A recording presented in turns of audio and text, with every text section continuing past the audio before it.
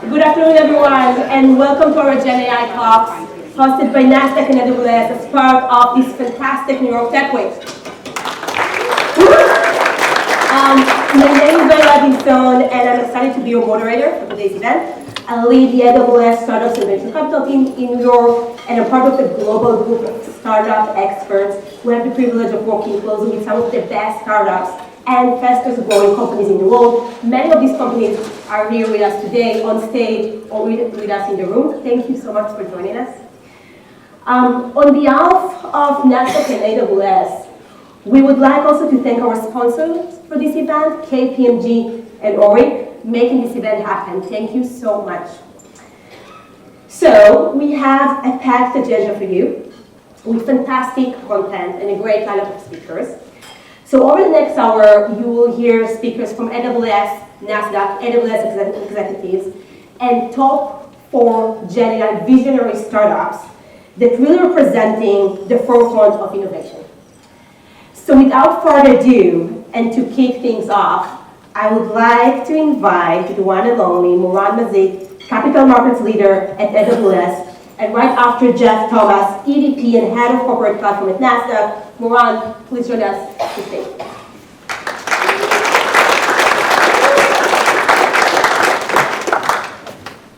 Thank you, Noy. Can you hear me?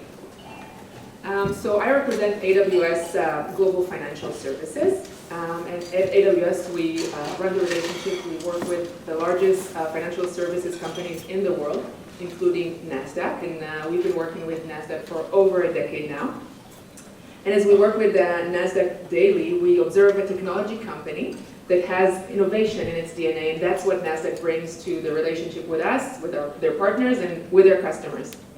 And at AWS, my team has been fortunate enough to work alongside Nasdaq as we continue pioneering new solutions, such as the first option markets in the cloud on AWS Outpost, announced by actually Nasdaq CEO Adina Friedman at our reInvent. And through today with industry-leading products, Nasdaq products that you're going to hear about running on AWS GenAI solutions. So thank you, Nasdaq, for your deep engagement with the AWS services team and ongoing feedback loop with our products and engineering teams. And lastly, I'm going to talk about our AWS partner team, and we've been collaborating with them and with Nasdaq in order to deepen Nasdaq relationship with our startup partners, both pre and post IPO, where Nasdaq is providing guidance and support for these companies. This is why the Nasdaq office is such a great location for this event today. So thank you again, Nasdaq, for your partnership with AWS and the startup ecosystem, and for hosting us here today. And now I want to call on stage Jeff Thomas, Nasdaq Executive Vice President, Corporate Platforms.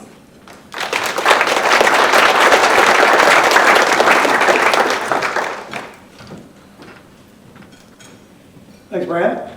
Well, everybody, welcome to Nasdaq. I hope if this is your first time, you're having an amazing experience, and we hope to host all of you here one day when your companies go public. As Brian mentioned, I'm Jeff Thomas. I'm EVP of Corporate Platforms at Nasdaq. So I oversee a lot of the businesses that we're best known for, including the listings team. We also have 10,000 corporate clients around the globe that we help with investor relations, corporate governance, and ESG reporting. But Nasdaq is so much more. Since our CEO, Adina Friedman, took over in 2017, we've been on a journey to become the trusted fabric of the financial ecosystem. We do so much more than you would ever imagine. We power over 130 other exchanges with our technology. We have anti-financial crime to help banks catch criminals. And with our acquisition last year of Adenza, we now power trade management and risk reporting and regulatory reporting solutions for the largest financial institutions in the world. So what is common across all of these different lines of businesses? They are all being empowered and disrupted through generative AI. So AWS has been a phenomenal partner. As we started this journey over 10 years ago to move our markets to the cloud, that has set us up from a technology base to be ready to capture the generative AI revolution. And so my partner in crime, Andrew Ruan, who's one of our senior technology leaders, will be walking you through some real-life examples at the end of the program to help explain how Nasdaq is using generative AI technology, both in our products and to optimize on our business. So it is a truly incredible and exciting time to be working at Nasdaq. We feel privileged to have all of you who are leading the generative AI revolution here today at what we hope is going to be one of the marquee events during Tech Week here in New York. So without further ado, I want to turn over and start off with the content. So John, want to call it up? Or Noy? Thank you. Thank you so much, Jeff and Ron as well for the great inspiring introduction. And definitely it's going to be one of the highlights of Tech Week. I can assure you. So without further ado, let's start with our first keynote for today. I would like to welcome to stage our AWS VP Go-to-Market for Products and Services, John Jones. And he's going to deep dive and have a fireside chat with Kate Jensen, head of revenue in Anthropic. And before that, John will set the stage to kind of like come up with the overall strategy of AWS and where we're going in this huge shift around the GenAI. John, welcome.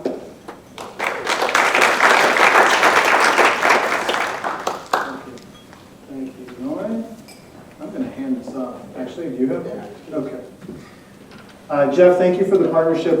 Thank you for the warm remarks and introduction. It's been a really amazing partnership over the years across a lot of technology fronts. GenAI is one of them. Super excited that Kate's going to join me here in just a minute. And I was actually asked to spend maybe 3 to 5 minutes on why GenAI, why now? And this is one of the questions that we at AWS, and I actually get asked most often as I'm meeting with customers and investors. And there are a few things that are happening, 2 in particular, that are leading to this exponential breakthrough.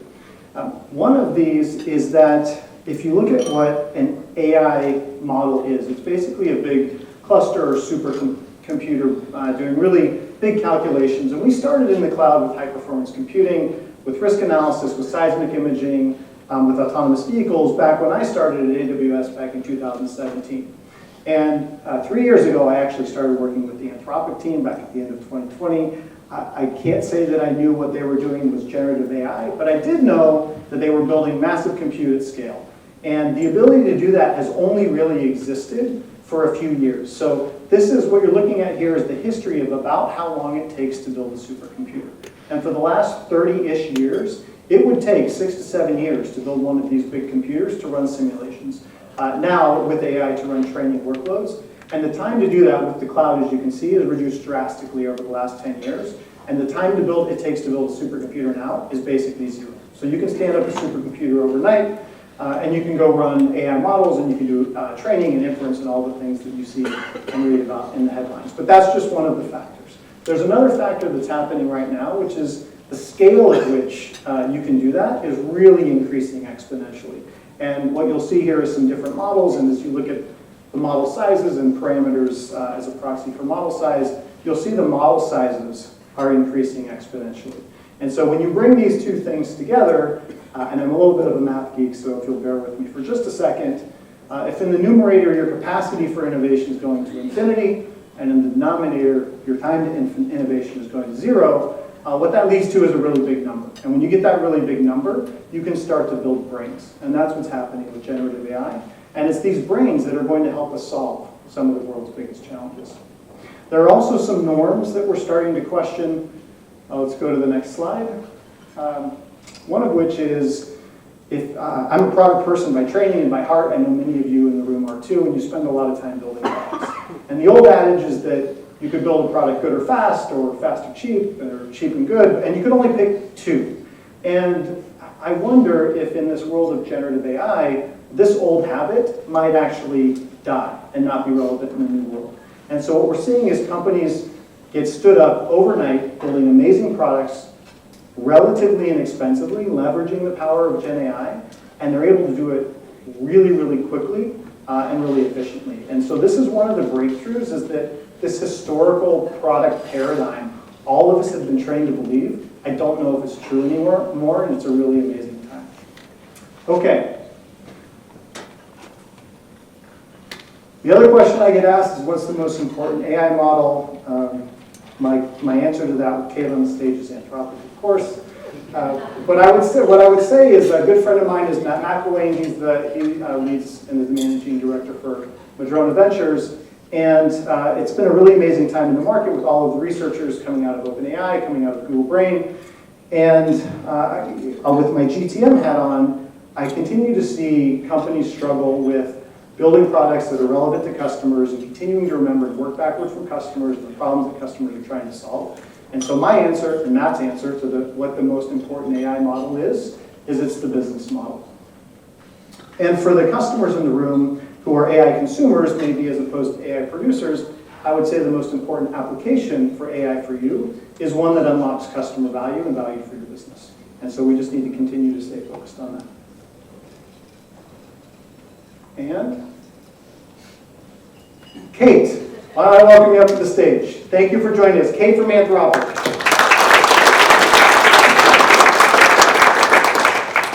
All right.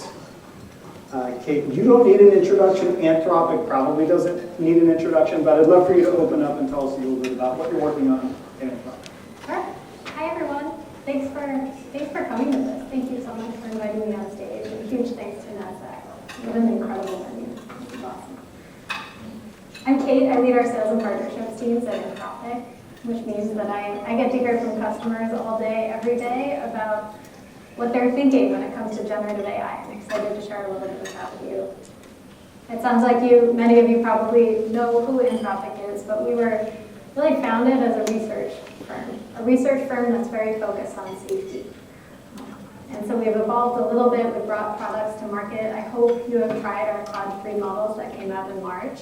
We're really proud of what we've built, and we're especially proud that we're pushing the frontier on safety research. Amazing. Okay, well, I know the program officially had me asking you a boring question about how you think about security and data privacy, and those things are important, and we'll get to it. But we were having a good time backstage talking about some of the headline-ish type things. And so maybe just for fun and for the audience's amusement, I will ask you about your point of view and Anthropic's point of view on AI as an existential threat to humanity. It's always fun when you walk into a room and so I'm just going to ask you about existential threats to humanity. Is that cool? I said this to John earlier. I listened to a podcast this morning, and if you are interested in true experts talking about what existential threats could look like, Lex Freeman and Roman Yampolsky spent 2 hours talking about this over the weekend, and I would highly recommend that. Our own founding team has also published quite a bit of fantastic research on what the risks could be. I'll talk a little bit about what we're doing about it. So you talked about how cheap it is and how easy it is to build a supercomputer.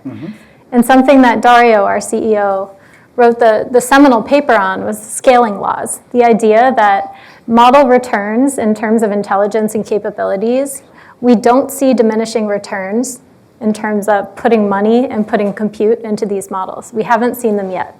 So these models are pretty powerful today. We expect them to be very powerful tomorrow, and then especially powerful in a couple of years. And so we're doing quite a bit of research to do a couple of different things. One, we have an interpretability team, and that's to look inside the models and figure out what's actually happening as these models become even more intelligent and even more agentic. And then two, we're actually investing quite a bit in steerability. Can you actually steer the model and make sure that the models aren't doing something that you really don't want to happen, and that we can avoid those existential risks? We published a responsible scaling policy.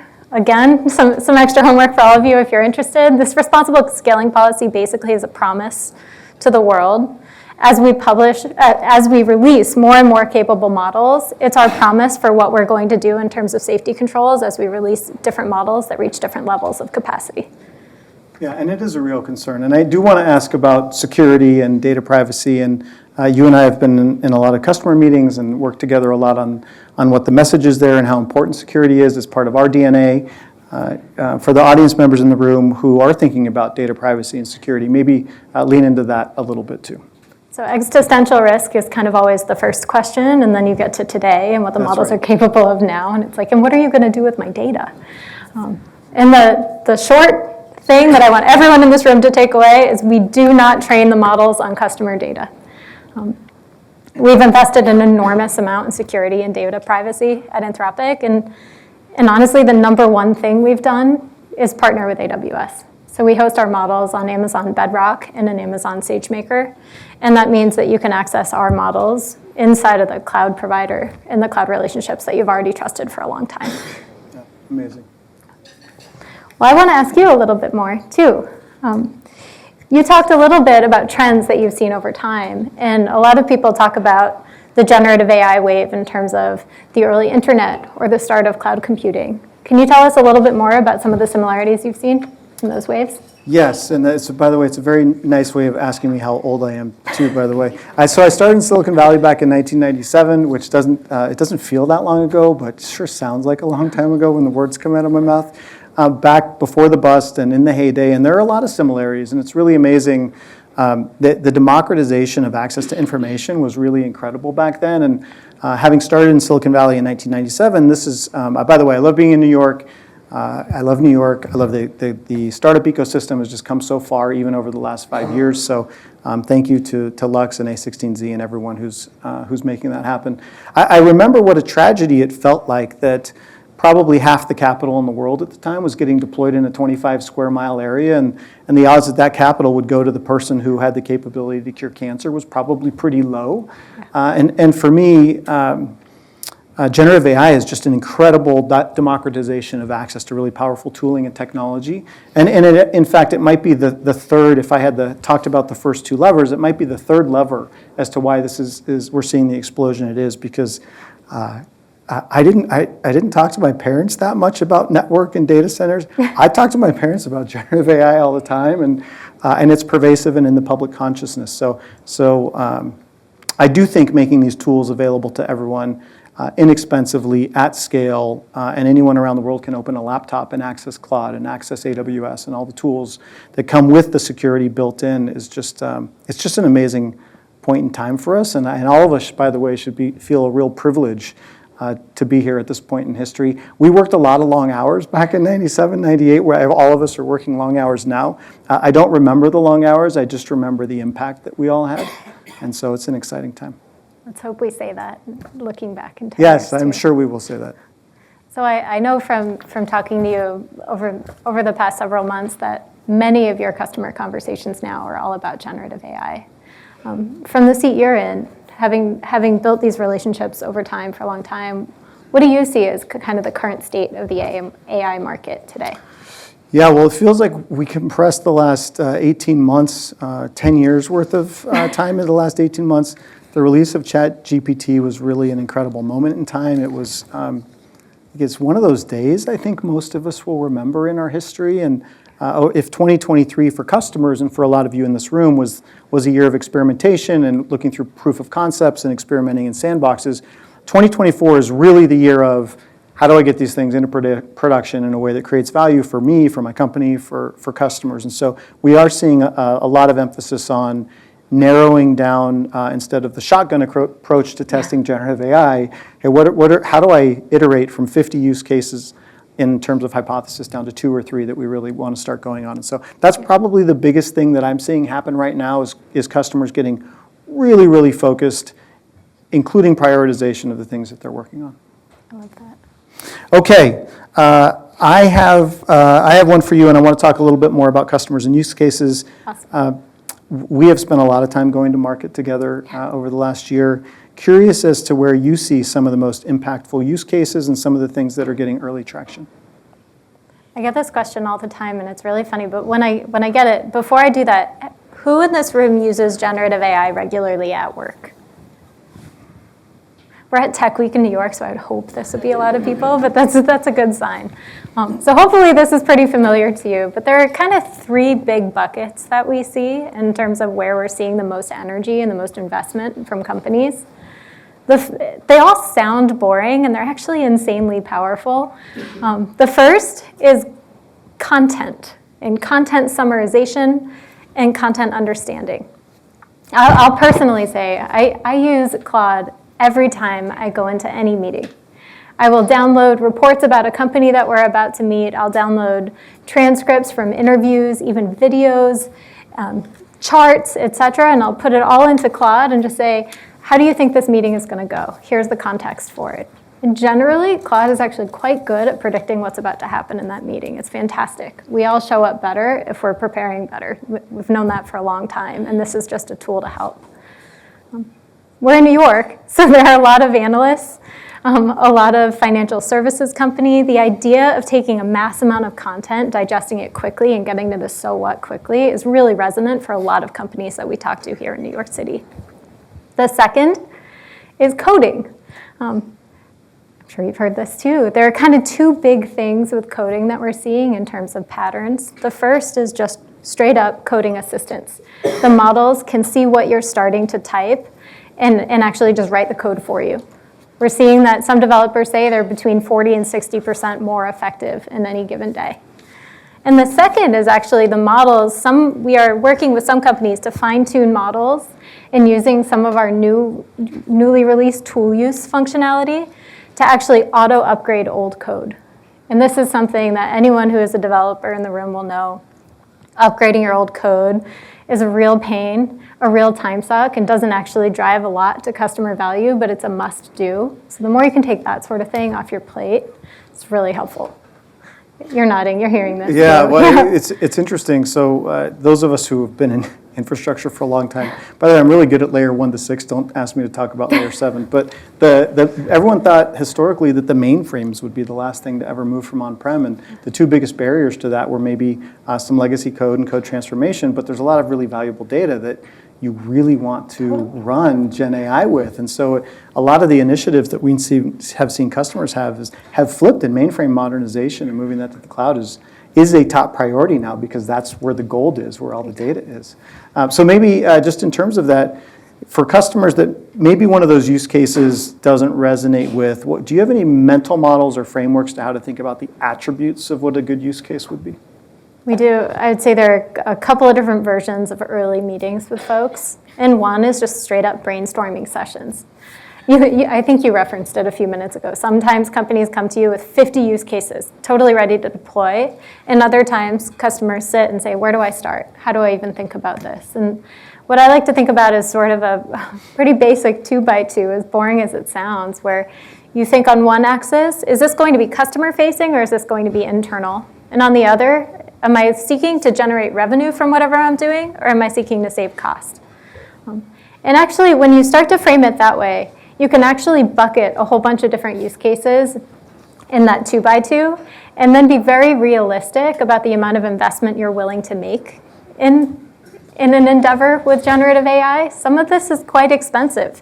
So a cost-saving project that's internal only, you're hearing this from a lot of companies. They're taking a look at how much they actually saved and how much they spent trying to save it, and they're realizing that the ROI isn't quite there. But then you think about external-facing revenue-generating use cases, and people get a lot more excited and put a lot more energy behind it. It's not to say you shouldn't do things in all buckets. It's just to be realistic about the expectations you have. Yeah, that's good. Okay, so let's name some names. Can you talk about some customer examples? Absolutely. I think Pfizer's in the room. I'm not going to make you stand up, but if you are in the room, I will say you're my personal favorite use case.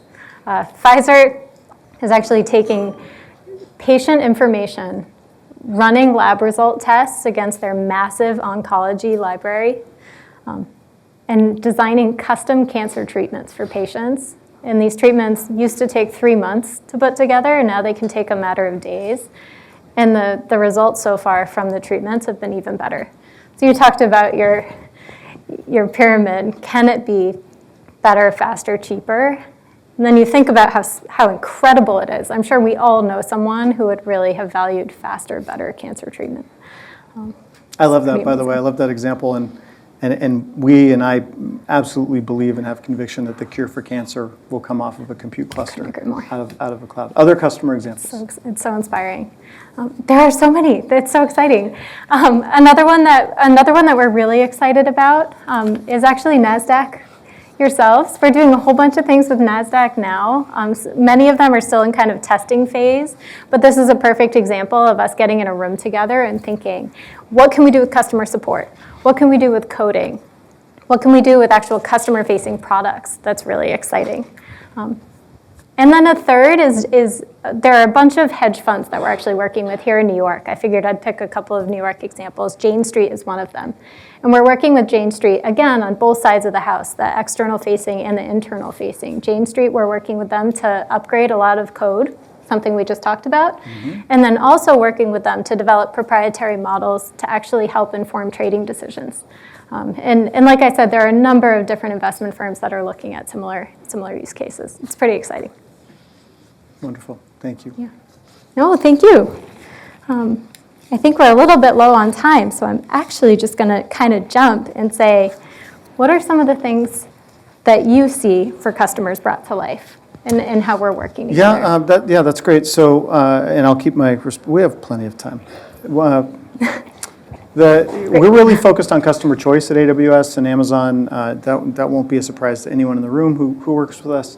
And so that's really important. Customer choice for us is about a lot of things, from the bottom of the stack in custom silicon up to and through the middle layer all the way up to the application layer. But customer choice, and choice in particular with generative AI, isn't just about having lots of things. It's also about completeness of choice. And that's where our partnership really comes in. And completeness of choice can be across our first-party services at AWS, across our third-party partner services like Anthropic, which is an incredibly strategic partner for us in allowing us to move really fast together, and open source as well. And so they're all, working backward from customers and the problems they're trying to solve is really important. We do get a lot of customers who have run experimentation over the last 12 months, and they come to us and say, okay, we're ready to go, let's put it in production.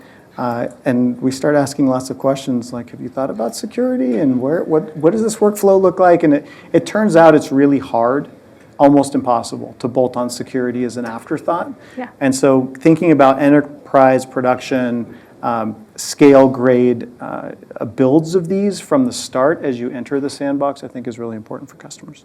I couldn't agree more. It's one of the most powerful things about being able to show up with customers together.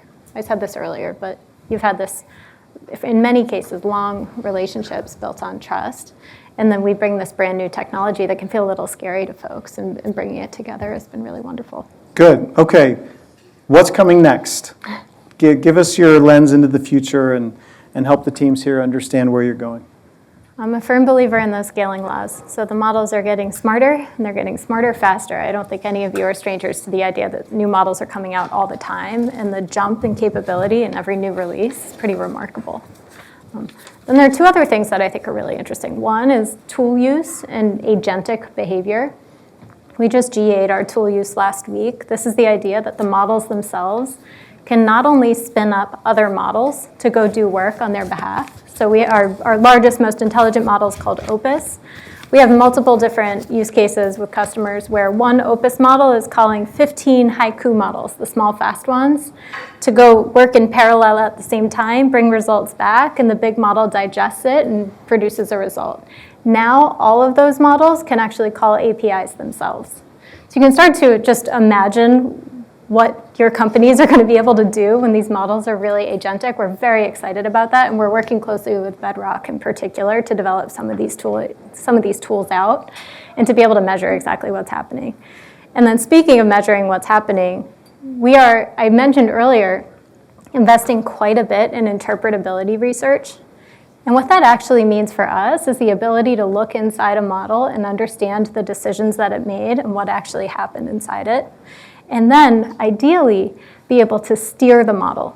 So if you are a brand and you only want the model to say certain things, or you only want the model to act in certain ways, you're going to be able to actually build that into the DNA of the model itself. And we're really, really excited about where that research can go from a commercial perspective. Awesome. What about you? Should we wrap up? Let's do it. Okay, let's do it.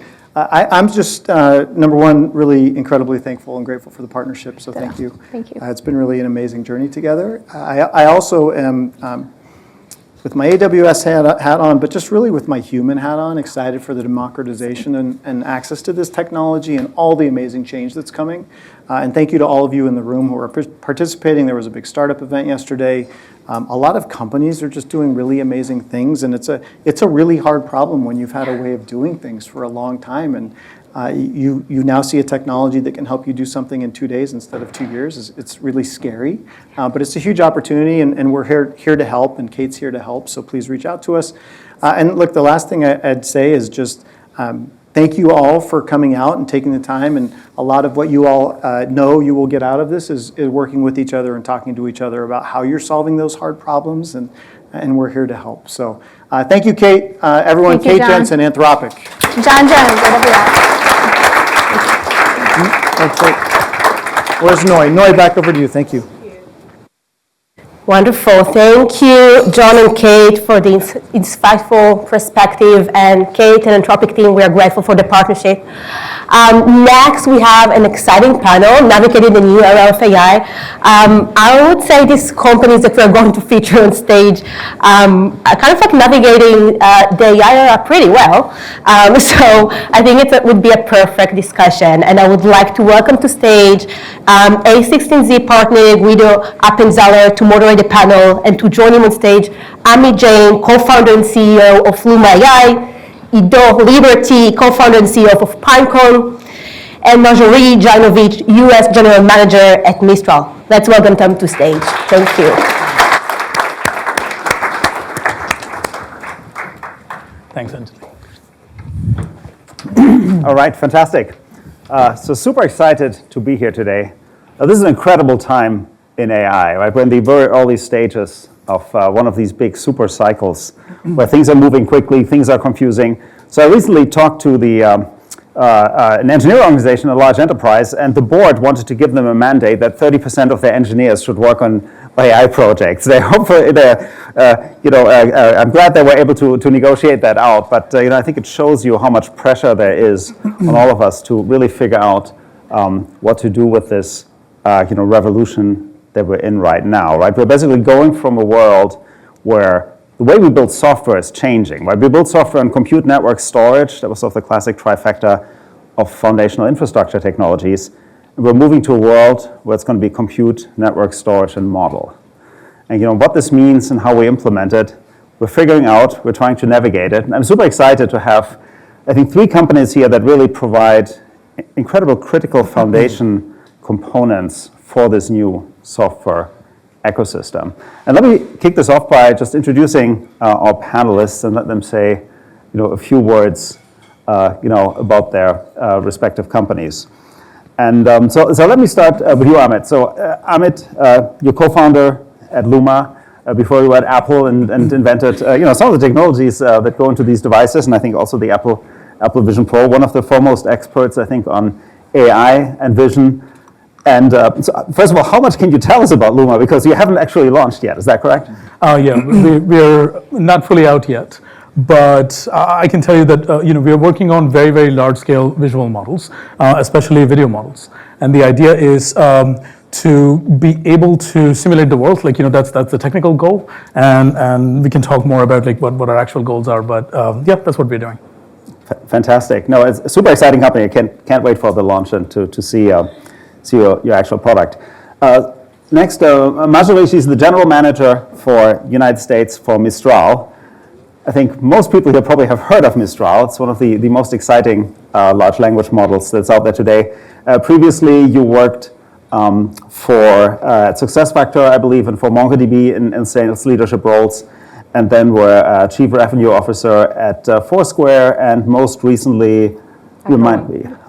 All right, HackerOne, that's correct, yes, in the security space. So what is Mistral doing? Yeah, so what is Mistral doing? So very nice to meet everybody.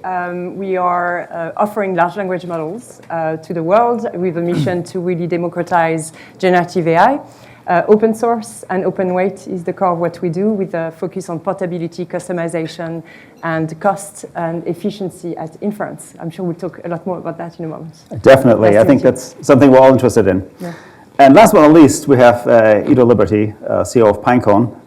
Pinecone is, I think, the most widely used vector database today. So before Pinecone, you were at AWS, worked on some of their leading edge technologies, SageMaker, a couple of others there. And you have how many research publications total, peer-reviewed? 70 something. That's amazing. What is Pinecone doing in a nutshell? So Pinecone is really, we think about that as the knowledge layer for language models or foundational models in general. They're used both in language and images and many other domains. In fact, like we see that really the domain of search and data information retrieval is merging with AI, and the ability to really bring those two together helps you both truly ground your information, build applications that you can trust with your own data, but still leverage the full power and potential of these foundational models. And so, kind of getting the database to speak the same language as the model required a very specialized piece of infrastructure that is Pinecone. That's amazing. I think vector databases have really become a key part of this new stack that you use for AI. I think as you blogged recently, right? The new AI stack. So this stack is changing. It feels like when I'm working with large amounts of data, almost everything is changing. Tell us more how to think about this. Like, what is the new stack looking like? What does it mean for an enterprise or a large SaaS company if they want to implement AI? So the stack is completely different. I mean, this is, you started with saying, hey, it's networking, compute, and storage. That's still there. That's not changing. But there's a layer above it of AI infrastructure that is specialized for what people are trying to do.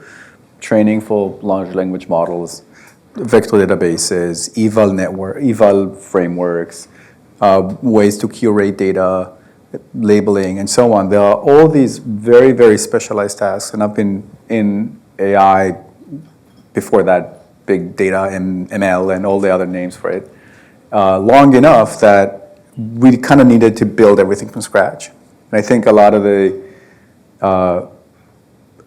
executives that I meet they're in this like really anxious mode right now, whereas like, hey, the expectations of me are here because I need to launch something that blows people's socks off. But I have no talent, or not no talent, but I don't have enough talent in my team to go and like execute on 7,000 different things. And what's happened it's very recent, in the last year or two or three, is that layer above, including vector databases and training frameworks and so on, have become mature enough that now you can go and build on top of that. And we see now companies getting from almost zero to something very impressive fairly quickly in a matter of months, sometimes with teams as small as like 5 to 10.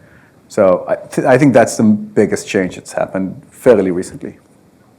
I think it's true. We're starting to see more and more applications going to production, and that raises a lot of challenges.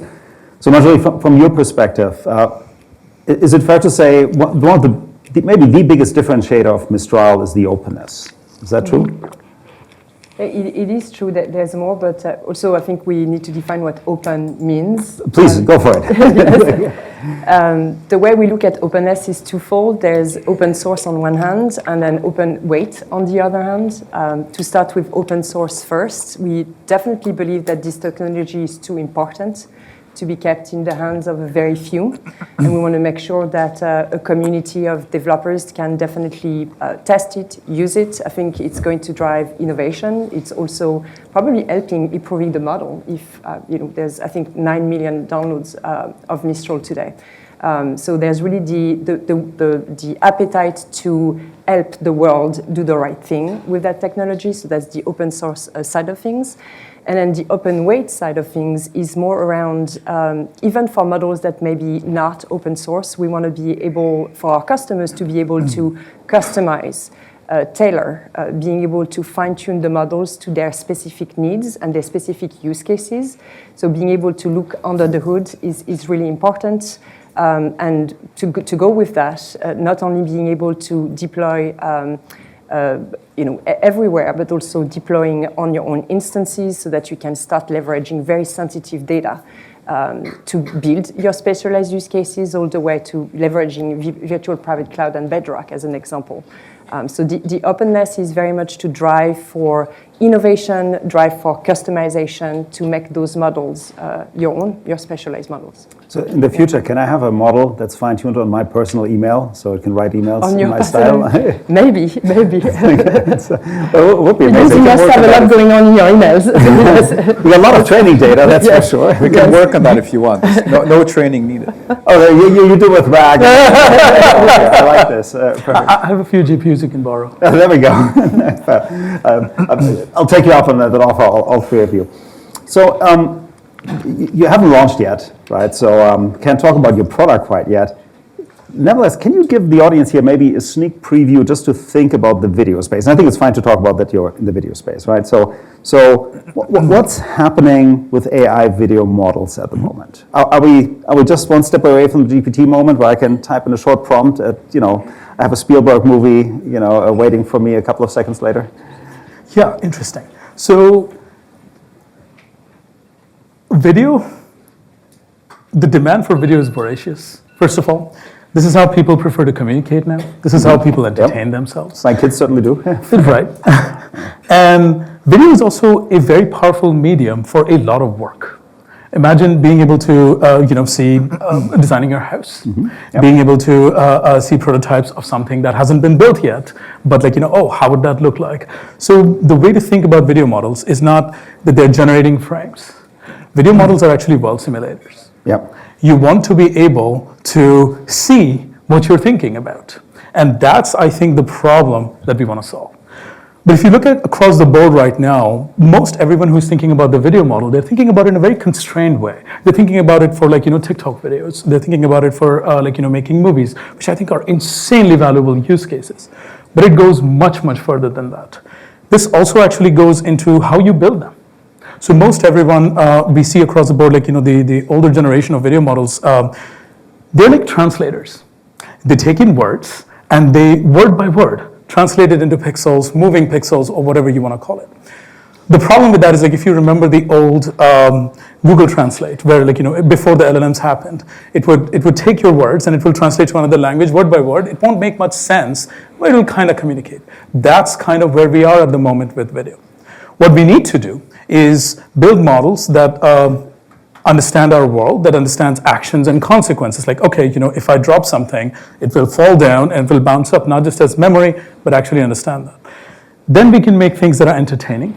Then we can make things that are, funny or scary, but also useful. So that's the approach we are taking, and that's actually a very different way of building them. They start to look a lot more like LLMs than they do video models today. So I hope that helps, but happy to clarify. Totally. Let me actually ask one follow-up question here. So part of video models, one of the big problems with it is, you have a camera, it looks forward, it pans to the right, it pans to the left, and now may have a completely different scene, right? But everything is consistent, so for a pure 2D model, this might be accessible. Do we need a real world model behind this, where we model something in 3D and sort of your computer first comes up with a hypothesis how the entire world looks like, or can we resolve this in 2D? I mean, I think this is still an open question. Is that fair, or do you have a strong opinion there? I don't know if you're familiar with the bidder lesson. Yes, I am. Okay. So we call ourselves the Bidder Lesson Company. And to those who don't know, Bidder Lesson is an essay from Rick Sutton from 2017. And the gist of it is, in the last 70 years of AI and ML, or whatever it was called back then, research, the singular lesson is general methods that are able to apply and consume all the data available and all the compute available are the only ones that work. So in this scenario, to answer your question, I think we need to be basically design architectures and systems that can take in voracious amounts of data. And I don't mean 100 terabytes, 200 terabytes, which is kind of where LLMs stop. 100 terabytes is our evaluation set. We measure it in tens of petabytes, which I'm sure AWS really likes. But that's where it starts. So we're able to show our model a lot of the world. And in that process, by scaling it that far out, it learns the idea of what kids learn when they're in crib about object permanence. If it disappeared, they don't start crying very soon when they grow up. That is what we teach our models. And for that, you need to build a truly video model. It cannot be, as the current generation models are from many companies, they're image animators. They take an image and you tell it, now make it jump. but it has no idea what is actually happening, right? But if you build truly video models that are able to, that have seen, consequences of actions, and that have seen, if the camera pans and comes back, it doesn't actually change. Now, internally, the final thought there is internally the representation, what the model comes up with, it is not actually 2D, right? It is something we don't completely understand what that looks like, but it's a richer representation. Guys, so you're busy saying leave that to the model to learn the internal representation. Just throw more GPUs at it. I'm sure Amazon's going to like that as well here, right? And good things will happen. So, for working with language, there's some similar choices, right? I can, if I want to take my own data and incorporate it in an app that uses LLMs, right? I can do this by fine-tuning my model. I can do this with RAG, right? I can do this with larger context windows. How should I think about this? What are the pros and cons, or what are the right methods for each of those scenarios? Yeah. So maybe but connecting to where we started before about giving these AI applications the most amount, all the data that they need. And sort of what companies are trying to do, which is build applications with your own data, right? You have your own documents, processes, your own customers, your own transcribed meetings, whatever it is, your own emails. You would like to take all of that and somehow cram it into the model and say, please know all of this, right? And then let's chat, right? That is incredibly complicated today, and that's what you're asking. How do I do that? How do I tell the model, go read all of that and tell me when you've memorized all of it, and then let's talk after, right? And so you raised, one of them is this context window or context mechanism, right? Where you basically, with the question, you send the data, basically. That doesn't work. Only works if you ask a question about one document or 3 documents, but that runs its course pretty quickly. At some point, you're not going to send 10,000 documents on every query. That's not my entire email. That's not, exactly. You're not going to be uploading your entire inbox of 20 years on every query, right? That's not going to work. Fine-tuning actually helps and works pretty well. The problem is that you have very little control over when it hallucinates, when it does not. You have very little ability to know when it hallucinates or not. And it's actually quite complicated to do well, okay? And complicated, it's simpler than it was 5 years ago. There are way more tools, and companies offer these, a lot of services and software and so on. Not simple. I've worked with a lot of companies who try to do it. It's a big effort, and there's a lot of expertise involved. RAG is retrieval augmented generation, is a method in which people use something like usually a vector database, and I'm happy to say that that's usually Pinecone, to retrieve the right information on demand. Basically, when you ask a question or when you're interacting with a chat, you're saying to the vector database, hey, go fetch relevant information, write the right context for this conversation so that I can produce an answer. And so that's what people do, right? And that ends up being incredibly efficient. And more than that, you have now full control over your own data. So now, because you own the database, your index on Pinecone, you can add data and the LLM knows it literally 5 seconds later, right? Or you can delete data. You can be GDPR compliant. You can you can really manage that in a much more fine-tuned way, pun unintended. And that's it. Those are the 3 methods. Each applies in different scenarios, and I'm sure many of you here tried at least one or more of those. And I think, one thing that I've seen just using it myself is that also the ability to essentially see what were the sources that my LLM 100%. Was using to come to a particular conclusion is super 100%. helpful, right? Exactly. Cite your sources, LLM, basically, so I can get a lot more confidence in. Right, and 100%. It's incredibly important, especially for applications that require some level of responsibility or accountability from the company that owns them, right? We have a lot of customers that do legal discovery, right? They want to know, hey, where did this like factoid come from? I want to, it's so important. I need to click this and go see the source and really verify that this came from somewhere that I condone, right? Or medical, or a lot of visual stuff. And so there's, it becomes when maybe zoom out one click. We just say when we build those applications in the real world, we need to really care about some pedestrian things like security and privacy and compliance and so on. And we discover, like in many other technologies, that the impossible is possible, but easy things are still hard. Yeah. So I think, again, this is the tension between what companies see as possible and what their reality, and there's a big gap. That's one of those sources of tension today, and why companies say, hey, do I need 30% of my workforce to work on AI? Because they see a lot of gaps. No, that makes a lot of sense. I mean, in my experience, specifically in talking to the enterprise, often compliance, legal security is one of the biggest blocking factors for adopting AI-based applications, and having the ability to point back to the source and understand why a certain answer was generated, I think is something that's hugely beneficial. We call those LLM jitters. Yeah, there we go. Like a lot of people get the LLM jitters. They want, it's like, it's cool, but can I ship this? I'm not sure. Compliance has barricaded themselves in their office and are saying no to everything. I don't want to see this. We've been there. Marjorie, how does it look from your side? If you're talking to an enterprise, I'm sure you've heard concerns around, how can I make this compliant and secure and fulfill my legal requirements? From your side, how can you help enterprises do that? Yeah. I think that there's two dimensions to this also. I think on one hand, there's a need for control. Mm-hmm. And then on the other hand, there's a need for ease of deployment. Mm-hmm. And then on top of that, you start adding requirements for security, compliance, and governance.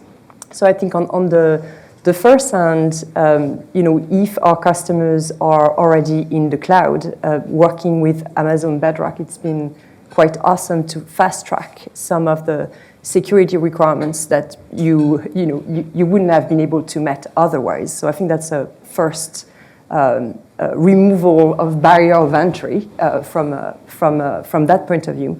The other side also, if customers are leveraging our APIs to consume our models, we actually don't want to see the data. So from an input perspective, we are not going to see the data. From an output perspective, we're not going to use the data from a post-training mechanism perspective. So that's another way. And then when we start going into the theme of compliance and regulation and governance, this is where the flexibility and the ability to really tune and tailor the models to the requirements are really helping enterprises to understand that there's a way they can control the output of the model as much as possible. So our models, for example, are going to give them access to fine-tuning the editorial, modifying the guardrails, and all of that helps us very much on the control and the governance side of things. So I found that with all of this, adoption is actually happening quite faster than some of the technology revolutions we've seen over the past 10 to 15 years. I think it's very true, yeah. The uptake on AI technologies, if we look at some of the curves, is absolutely amazing. I mean, I think everybody followed NVIDIA and their earnings, right, with like a 265% or so year-over-year revenue growth, right? This might be the highest growth we'll see in our lifetime of a company in a single year, right? So it's truly an exceptional time here, I think, for all of us. So Amit, let me sort of play back a little bit the question I asked you previously, and then I think we got sidetracked into hallucination consistency. But if you would have gone to a monk in the Middle Ages and would have told them, you know what, the number one author in the time that I'm from wrote a 7-series book series, about a wizard at a wizarding school all by herself. Probably the monk would have said, well, that's completely crazy. I mean, look, to write a book, you need to have people that make the parchment for you and people that mix the inks, and it takes a whole team to pull something off like writing a book, right? But technology has made a lot of the sort of execution tasks easier. So somebody with the necessary creativity can do this all by themselves at this point. How far are we away from that for movies? Like, is there a point in time where somebody who has the creativity, who has the visual ideas, where I can just sit down and create a full feature film all by themselves? Is this a year out? Will this never happen? So, if you have to speculate, what's your take here? If we have anything to say about it, it's not that far out, right? I think that the thing that is changing, and in your example too, they had to go make the parchment paper. They had to assemble it all together. Then they start writing with ink, all those things. Things were done in bits. Things were done in atoms, right? You had to orchestrate the atoms, which is tough. Then we had the desktop publishing revolution. And suddenly, all of that could happen on a computer. And now we have really powerful LLMs that also help with the thinking of it, right? Which is extremely powerful. So this is a general trend. When things move from atoms to bits, a lot more people can do it. They do very new things with it, and it becomes a global thing, right? So we have seen this with video already with YouTube. In 2005, suddenly everybody thought, these home cameras, home videos will upload this, and now YouTube is like, this is the thing. Like I don't have cable, right? It's either YouTube or Netflix, and that's crazy. So that's the distribution part. How do we make it? It's still currently big studios or a few YouTubers who have bragged how do you actually make a lot these of physical things? stuff, right? There's actually an insidious problem there. It's not just that they can only make it. It's just only the stories they want to tell get told, right? Only the stories that are applicable to their audience or make money get told. We're seeing now with TikTok and things like that, there's actually way more stories on the planet. But what would happen if those people had access to tools, but not just tools, ability to do things in bits? What currently takes teams and a huge number of atoms, I think that would be very huge. From feature-length movie to today, right? That's a very interesting way to think about it. But I think we'll have notches, right? We'll come to a place where, by the way, first of all, I don't believe everybody wants to be a storyteller, right? Everybody doesn't want to be at least a movie maker, right? But they have a story to tell, or they have a product to pitch, or they have some idea to share. Those things will be shared much better than they're done today. They would be shared much more clearly. People would have a very clear idea of what you're talking about, what I'm talking about, because we can see that in front of us. That will happen very rapidly, within a year or something like that. Then, basically, we need to make a leap in the intelligence of these models. These should not just stay video models. That's why Luma is not just a video model company, Luma is a multimodal company. Because if they're just video models, even if they produce an hour-long, 2-hour-long things, they will be not interesting. They won't have, what they produce is going to be drab. As we're seeing in LLMs too. Intelligent LLMs produce engaging content, and dumb LLMs produce fluff and garbage. So that's going to happen here as well. So we have to climb that ladder of intelligence and that curve of scale before we can actually produce. It's not about the length, it's about the intelligence and how good these models can be. So that's our focus, whether that comes from architecture side, data side, how we're building the company, all of those things. And I think that's where we're going. Fantastic. Yeah.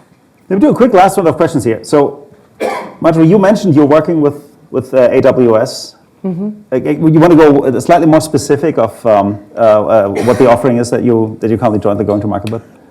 I mean, with AWS, it's really basically distributing our models on AWS GPUs with the strength of AWS in the backend. So that's on one hand for really any type of use cases. For use cases that are also on-prem, where virtual private cloud is needed, we also have a partnership with AWS Bedrock. So customers that are both either in very regulated spaces that needs really to control and own their own models on their own premise. The relationship is helping us to foster a great relationship in financial services, for example. And for all other, across the entire pyramid, really SMBs, mid-market that are trying to adopt LLMs in the cloud, we work very closely with the team on that. Fantastic. Yeah. Ido, how about you?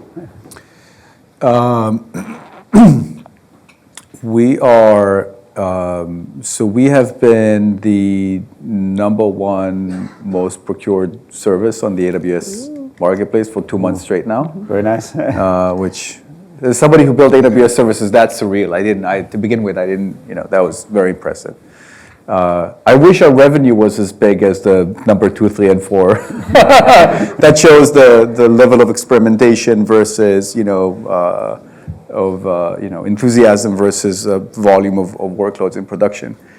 But, that ecosystem, literally hundreds of thousands of engineers and scientists and innovators building our product is now going to AWS and coming back, and this becomes an ecosystem of innovation that they can go and use Mistral's models and Bedrock, which is also powered by Pinecone as well, all the search stuff, and other products that that they come in and they also use storage and network and compute. I mean, this is, AI is not a model. It's not just a vector database. It's not just that. Like, you need to build an application around it, and being in the ecosystem and giving people an array of tools and have AWS invest in AI so much, I think is hugely beneficial to everyone. Perfect. And for you, it's too early to have a product on AWS, is that right? Yeah. But you're working with them Yeah. nevertheless, correct? Yeah. We're early in our partnership with AWS, but to make these models possible, actually we couldn't train these models before H100s. Just to tell you like how on the bleeding edge we are. Yeah. And we need to string together these immense number of GPUs into one gigantic machine. And we learned from a lot of experimentation that having a GPU and having a training cluster are two entirely separate things.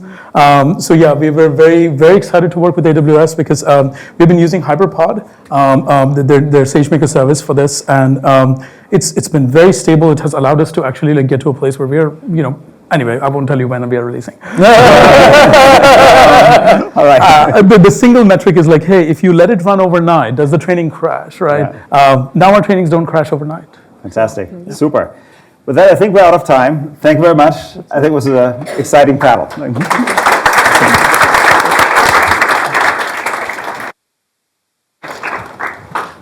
What a great panel. Thank you, Guido, for the fantastic moderation, and the three panelists from Luma, Pinecone, Mistral, Ami, Dido, and Marjorie. Clearly, so much of innovation is happening right now. I think only from these three fantastic companies on stages, it's mind-blowing.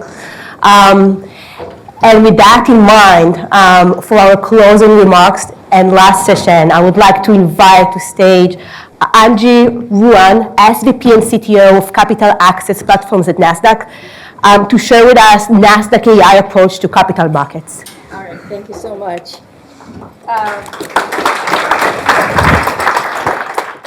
You all learned something. One of the things I've learned in the session is the most important model is the business model.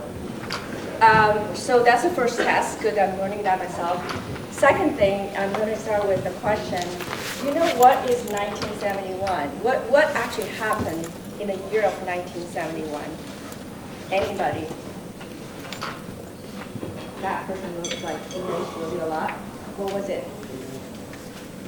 Correct. I am representing Nasdaq. Welcome all to here. Nexus started as the first digital trading exchange in U.S. and it was started in 1971. There's no trading floor. You come over here, do what are the things, even ring the bell, you actually push the button, it's completely digital. And Nasdaq was born with how do we bring innovation to ourselves and to the world as fast as we can, as cheap as we can, whatever all the things you talk about is amazing. What I would like to share with the business model works when we add people and culture in it. I would like to share how Nasdaq embraced the AI culture and how to do AI. And it's a learning journey all together with you all. Thank you for coming. You can know how to press the button. So the three words in terms of AI: excited. The second one is optimistic. Third one is really leaning to do this. we talk about our culture. It's really about innovation. I want to add one more thing. A lot of people talk about AI. Oh, AI this, AI that. AI cannot happen with not digital. AI cannot happen with data. AI cannot happen with data in the cloud. Guess what? I'm so thankful for the partnership with AWS. I remember year 2021, and think about Nasdaq's trading system. We're talking about also Layton's trading system. So it's under 20 microseconds round trip. Microsecond, meaning it's 1 out of a million a second. The order matching has to happen. How do you bring that to the cloud? And in Nasdaq, we declared in 2021, correct? And we're going to take our market to the cloud. So thank you for the partnership. In 2022, we actually brought our first option market to the cloud. We make it happen together. We're sitting on the giant shoulder. So it's really important that innovation mindset, we can do it and partner with AWS to make it happen.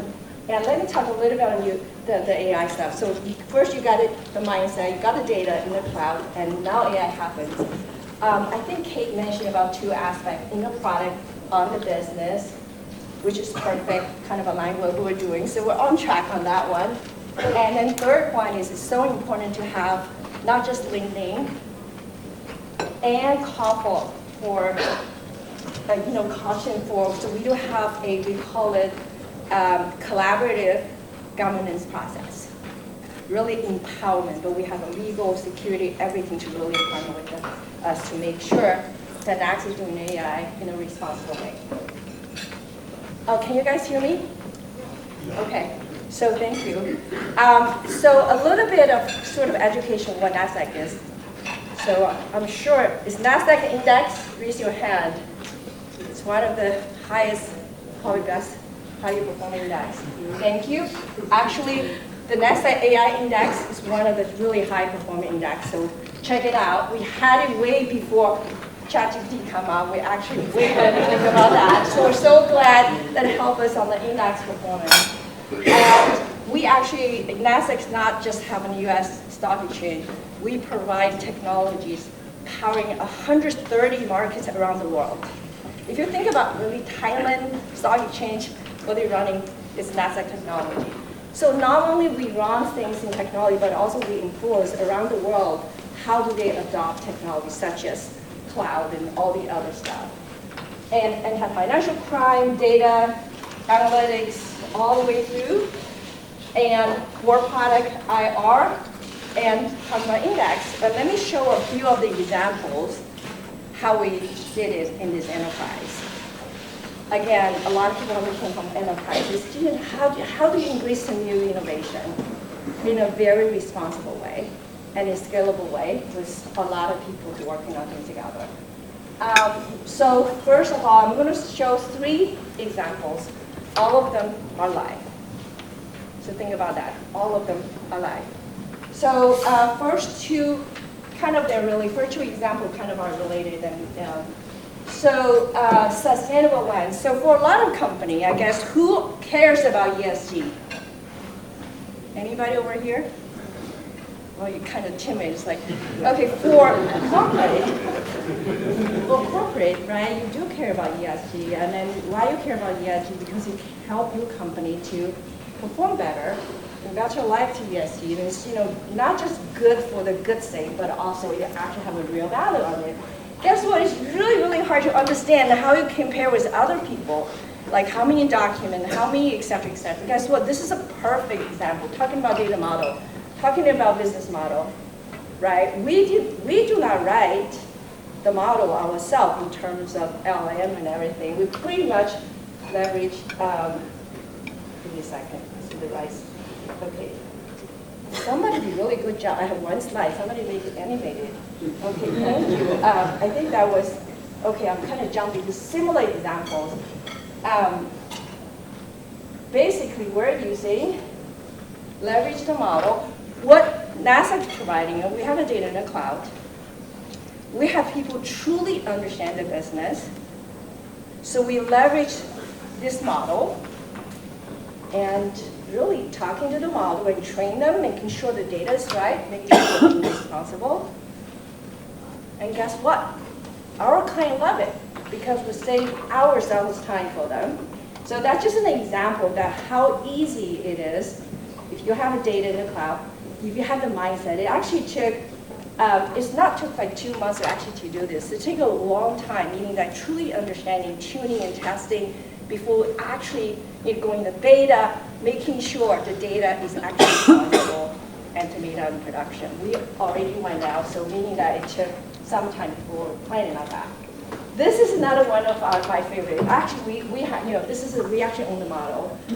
I call this another watershed moment. That was me on my language. That's why I love AI, because actually, it's my English doesn't really matter. My accent, everything, I can all make it AI to talk and help me on that. But not today. Maybe the next time I'll use AI just sitting over here to talk with you all. So. What it is that, this is actually really cool. Mallow, it is one of the order type. Again, we do so many things. Change is one of the things we're doing. It is one of the order type. This order type, it's called extended life order. It actually delay a little bit before the execution. It creates more probabilities of better performance of this type of order. And it's actually sort of started with Nasdaq. We started with like 500 milliseconds, hold a little bit, delay a little bit, then becomes 10 milliseconds. It's all static. When we have all the machines and power, everything is ready, guess what?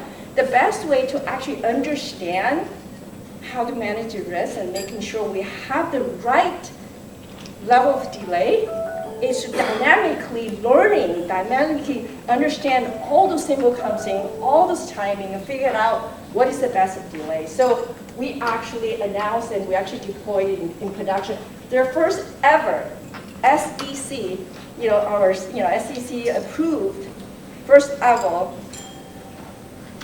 order type. So for the folks who probably I'm working on the consumer side, you probably don't know how significant it is. It's almost when we brought Nasdaq trading engine into digital, this is another moment that we actually AI the order type. And now we actually, since then, is around last year, if I remember, September, November, we actually released it. We have more AI releasing and really bring the technology, innovation in the world of exchanges and how to make something more dynamic, more transparent, more scale, and faster.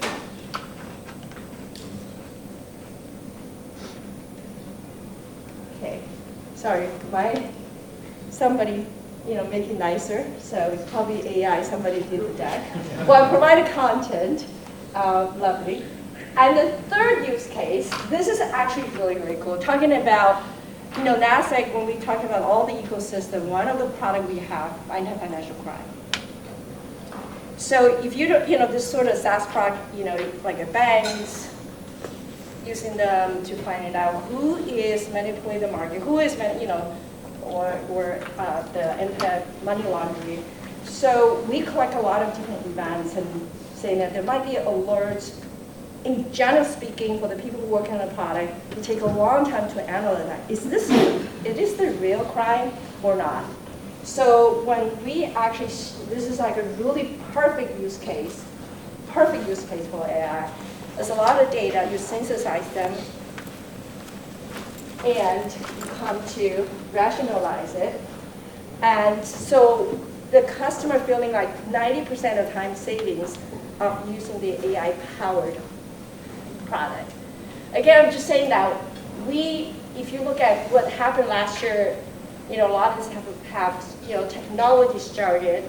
We started to being curious, being optimistic, and lean in and experiment. Of course, many things, and then we find out something that really make the business model working, and customers love them. And those are the three examples I like to show to all of you. Again, I want to closing up with what I'm really proud of why I work in Nasdaq.